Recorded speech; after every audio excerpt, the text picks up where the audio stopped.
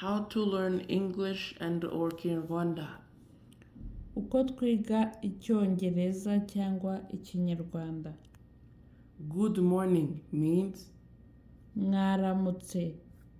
and or Mu gitondo.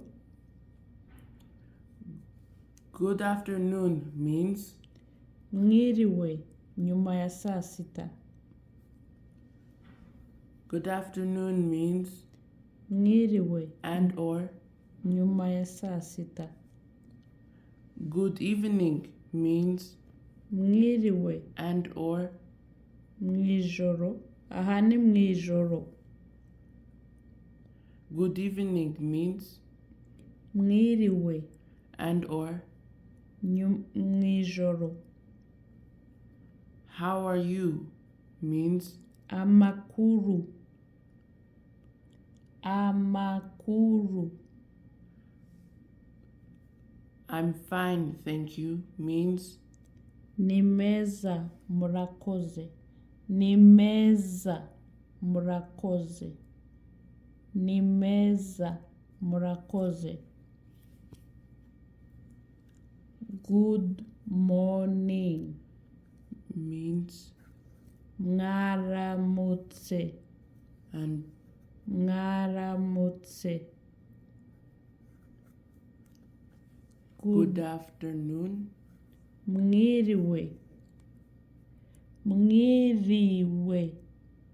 Mwiriwe. good evening means Mwiriwe. Mwiriwe. how are you means Amakuru. Amakuru.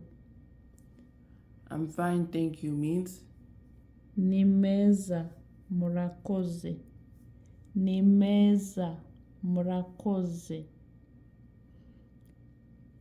Ubwo rero ngiyo video twari dufite uyu munsi, mumbwire uko mwayibonye, niba mwayikunze nzakomeza mbigishe icyongereza.